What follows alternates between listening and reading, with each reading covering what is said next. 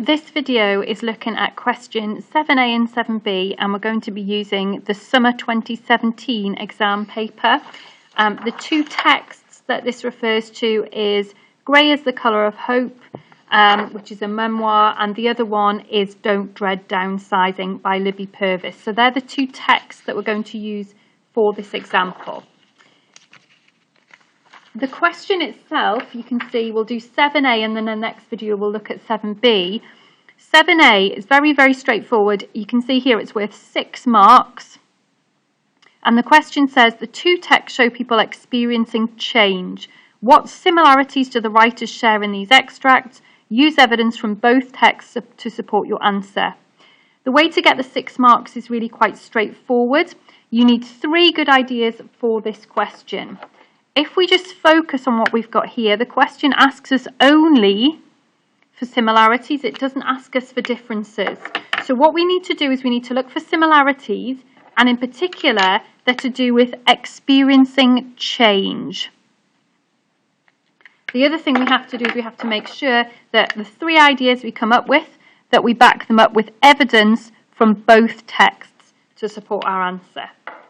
So this one's really straightforward, and in fact the reason people often go wrong with this is because they try to do too much. So if we have a look at what we might put for this, we need 3 very simple and straightforward ideas. So one of the ideas for paragraph 1 is that both, if we use the word both to start off with, that means that we know that we're talking about both texts. So both writers have to limit their possessions. If we find some evidence for this in both texts, the quotation that we could give for text 1 would be here that we've got a maximum allowance. So it says that you're only allowed 5 books, letters and photographs. So the evidence we could give for that would be, for example, in text 1, she talks about a maximum allowance. I'm not using the whole quotation because we need to be quite quick with that question. I'm just going to use my quotation marks around there. And then in text 2, if we have a look at text 2, the quotation I've picked out is quite a few you could choose. But she talks again about books. We sold 1/3 of them. So I would put here, and in text 2, the writer says books, and then we sold 1/3 of them. Again, not that we don't need the full quotation, I can use ellipsis there. And that in itself, that's enough to get us 2 of the marks, because what we've got here is both writers, okay, so we're talking about both texts, we're saying that they experience change by having to limit their possessions.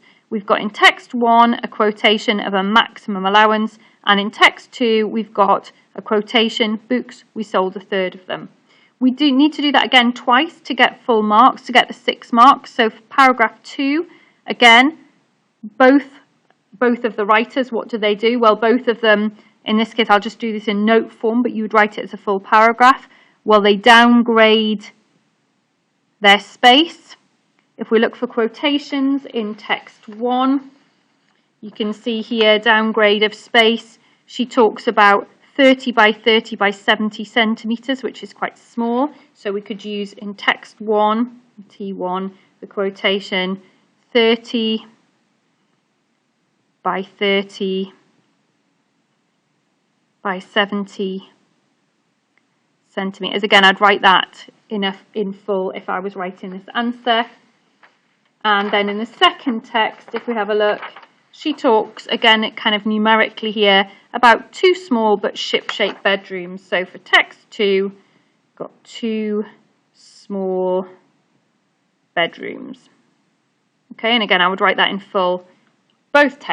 In both texts, the writers talk about downgrading space. In text 1, she says 30 by 30 by 70 centimetres when describing the lockers. And in text 2, Purvis talks about 2 small but ship-shaped bedrooms. and that would be fine for the second one. And then finally, the third paragraph, because each of these would be worth probably about 2 marks. So in order to get the 6 marks, we look for one more idea. Note that these ideas aren't to do with language or structure because it is just about experiencing change. And the third point I've picked here is that both of them talk about mementos, like things that create memories. And they're all about people. So the 2 quotations that I've found here, in this one here, she talks about photographs of nearest and dearest, so they're kind of mementos of people who she cares about. So in text 1, she talks about the photographs.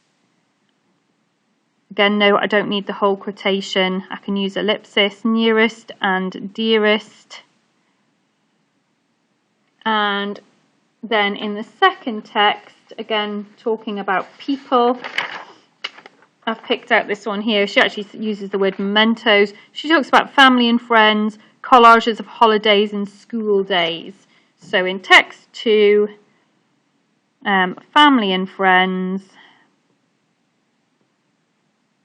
And she talks about the collages that capture holidays and school days.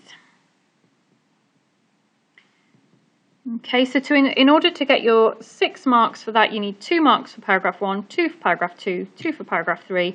That would get 6 marks, and it really is as simple as just that short paragraph. If you start with both, then you're making sure you're talking about both texts. You need your idea, which is limit their possessions, downgrade their space, talk about mementos to do with people, and then for each text, you just need a quotation. So text 1, text 2, text 1, text 2, text 1, text 2, and that would get you your 6 marks overall. So you can see there that that whole thing would just take up one side and would look like that.